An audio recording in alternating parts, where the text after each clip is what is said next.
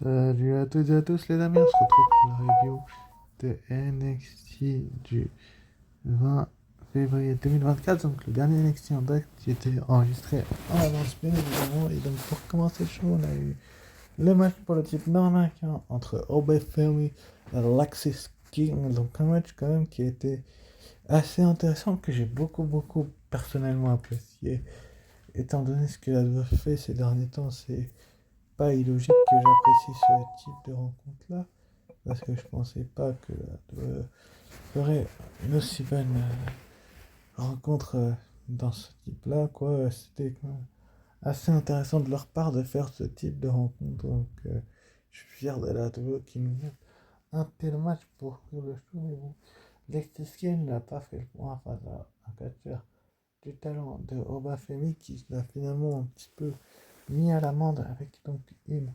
Powerbomb. Franchement, la Powerbomb était somptueuse donc pour le tomber ensuite.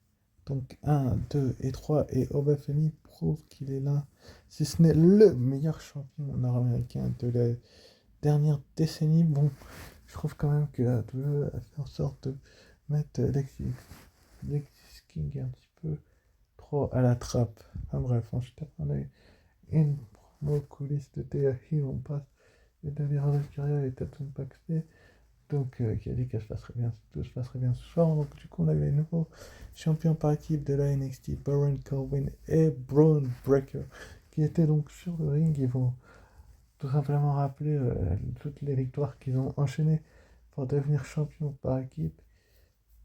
Alors il y a eu le Spear of Days comme nom d'équipe, ils sont heureux d'être les nouveaux champions, donc ils ont fait comprendre ça clairement, qu'ils étaient heureux d'être les nouveaux champions. Bon, c'était sans compter sur l'arrivée ensuite après de l'université de André Chase. Donc, bon, la promo de Corbin et de Breaker était quand même assez bonne. Et je vais pas vous mentir que les segments d'avant aussi, mais j'ai pas assez de temps pour en parler. Donc, on les passe un petit peu à côté. D'ailleurs, en plus, on parle de moins en moins. Pour ceux qui ne le savent pas, donc, University va arriver. Également Axiom et Nathan Fraser. Donc, ils vont clairement montrer leur attention et leurs yeux sur les titres par équipe de la NXT. Bon, ça paraît logique au fait que le Chase University, donc André Chase et Doug Hudson, et puis Nathan Fraser donc, et euh, Axiom montrent leur intérêt pour les titres. Ça amènera un match un peu plus tard. Ensuite, après, donc, on a eu le match entre Roxanne Perez et Brent Sinclair. Bon, la nouvelle jeune arrivante, jeune loup, on va dire ça comme ça.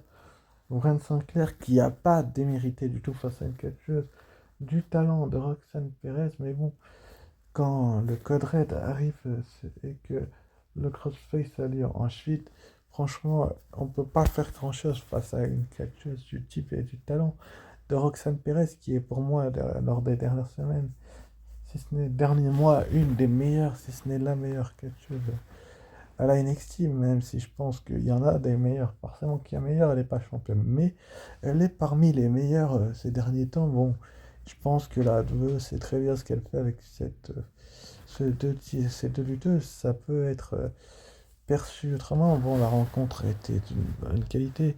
Bon, le Ren Sinclair qui catch avec un survêt avec un petit peu remonté en haut sur la jambe, c'est un petit peu bizarre. Mais bon, Code Red et donc Crossface et Ren Sinclair n'avaient pas le choix, elle était obligée d'abandonner. Donc c'était quand même assez intéressant de voir ce match-là. Et une Roxane Perez qui est focalisée sur le titre de NXT féminin. Donc on va voir ce qui va se passer par la suite. Après on a eu en coulisses d'art, mais ça, je reviendrai un peu plus tard. Donc on a eu donc une vidéo de la personne, la fameuse personne assez étrange du côté de la WWE. Donc c'était quand même assez intéressant de voir cette vidéo. Donc Will Be a Mirror to It partie 1. Donc c'était quand même assez intéressant de voir ça. Même si je pense que beaucoup d'entre vous se demandent qui c'est, on verra bien dans les prochaines semaines. Juste après, donc, on a eu le combat entre Josh Briggs et Brock Jensen, les deux anciens partenaires qui se sont retrouvés adversaires. C'était quand même assez intéressant de voir que les deux sont devenus des adversaires après avoir été. Comment je peux vous expliquer ça, Rivo? forcément que la WWE aurait aimé laisser faire durer un petit peu plus l'équipe, mais bon, Briggs il a frappé Jensen au visage, enfin il a bloqué, et enchaîné avec une clothesline, et puis une seconde clothesline pour le compte de 3. Et il lui a hurlé, j'ai fait ça pour soi, donc Josh Briggs, qui pour moi est l'un des meilleurs des deux, en fait c'est parmi les meilleurs, bon c'est le mari polonais, Brock Jensen il avait peut-être d'autres trucs à se préoccuper lui aussi, et pas se mettre dans les affaires de Josh Briggs. Josh Briggs, qui pour moi, il n'y a plus vraiment réellement d'amitié. Bon, c'est la route vers WrestleMania et puis de Stand and Deliver pour la NXT, donc c'était quand même assez logique de faire ça. Et là, il lui hurle, j'ai fait ça pour toi. Donc, et Brock Jensen va donc perdre ce match. Ça paraissait logique en fait qu'il perde ce match quand on réfléchit bien. Mais on va bien voir dans les prochaines semaines ce qu'il a de nous réserver. Ensuite, après, donc, on a eu le segment en quiz dont je vous parlais. Donc, North Coast School avec Noam Dar. Donc, on va bien voir ce qui va se passer dans les prochaines semaines avec eux. Ensuite, après, donc, on a eu une promo de Joe Gacy en coulisses enfermé dans une pièce avec Jack Harris qu'il n'y a aucune cohérence en Gacy pour régler son problème. Gacy décide un bonhomme sourire dans la vitre de la pièce. Et que c'est illégal, clairement quelqu'un. Déjà que le coureur dit que Casey a violé ses règles.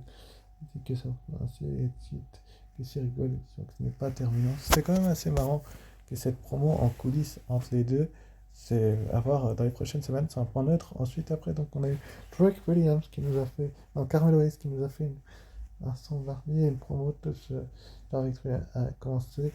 Ici, je ne pas c'est merci, mais voilà qu'il est seul, il est ici avec sa fierté. Regarde, c'est là qu'il voulait que William puisse Williams l'a payé en lui volant sa place. Williams se rappelle. Et il se dit qu'il est le plus grand compétiteur. Je savais qu'il devait bien voir Williams en le 15 minutes de gloire de Z. Maintenant, il retourne voir Ilya Dragunov. Donc, c'était quand même assez intéressant que cette promo de Carmelo Hayes qui montre clairement, qui se fout clairement de la tête de Trick Williams. Il a le droit, hein, c'est un petit peu son rôle de heel. Et c'était vraiment assez intéressant de dire qu'il retournait finalement voir Ilya Dragunov, le champion de la NXT. Donc, on va bien voir dans les prochaines semaines ce qui va se passer pour Carmelo Hayes. Donc, c'était une promo assez intéressante de la part de Carmelo Hayes qui, pour moi, a fait mieux que démériter, que mériter son opportunité pour ces dernières semaines. Enfin bref, ensuite après, donc on a eu Ariana Grace face à Jessie Jane qui était accompagnée de Taya Hill et Jasmine Nix. Donc c'était quand même assez intéressant de voir là aussi un nouveau match féminin. Franchement, ces derniers temps, à la NXT, on n'a pas assez de matchs féminins. Enfin, c'est pas qu'on en a pas assez, c'est que quand on en a, ils sont pas hyper bons. Donc c'est quand même une bonne chose que de par la WWE faire de ce type de très bons matchs. Franchement, là, j'ai trouvé quand même que Ariana Grace et Jessie Jane, qui étaient accompagnées de Taya Hill et Jasmine Nix, c'était pour moi parmi les meilleurs talents ces derniers temps. Mais bon, ça va voir dans les prochaines semaines ce que Vlado peut faire avec Justin Nix et Ariana Grace. Donc, et Hill, mais franchement, Jessie Jane est pour moi la meilleure des catcheuses de ces dernières semaines. Mais bon, on va voir ce qu'elle va faire avec elle. Donc, Jessie Jane va gagner grâce à une intervention de Nix qui va pousser Nix frappe Grace en espoir de dos. Jane signe avec un rolling elbow sur Grace pour le compte de 3. Enfin bref, c'est un point positif. Ensuite, après, donc, on a eu les matchs d'aspirants pour le titre par équipe. Family Angelo Pass, Pass. André Chase et Duke John accompagné de Ray Sport contre Axiom et Nathan Fraser. Là, une rencontre que la WWE a fait en sorte de mettre les points sur les i pour tout simplement que cette rencontre soit pour moi l'une des meilleures, si ce n'est la meilleure de ces dernières semaines. Donc on va bien voir ce que la WWE nous réserve avec ces équipes-là. Il faut savoir que ces shows ont été enregistrés en avance la semaine dernière, je crois. Pour ceux qui ne le savent pas, ou il y a 2 semaines en tout cas, que le State University qui était accompagné de Ray Sport dans la photo Axiom et Nathan Fraser, excusez-moi pour la photo d'un jeu vidéo, mais bon, ce sera pas cette photo-là, je pense, sur la vidéo de toute façon. Donc c'est à voir dans les prochaines semaines ce qu'elle va faire avec ces deux équipes-là, mais bon, finalement, donc la victoire va revenir. Donc, Doug Wilson et André Chase de Chase University. Donc, Chase University qui, pour moi, est une des meilleures équipes des dernières semaines et qui va finalement donc gagner avant de se faire attaquer donc par Luke et Carl Anderson. Les deux équipes vont se faire attaquer et Dawkinson va donc se manger un Magic Killer. Donc les Good Brothers sont de retour à la NXT. Est-ce que la WWE n'avait pas de plan pour eux dans le roster principal? Je peux pas vous dire. Ce qui est certain, c'est que c'est une bonne chose, je trouve, de faire revenir les Good Brothers du côté de la WWE. Même si je pense qu'ils auraient pu attendre un petit peu un show ou deux de plus.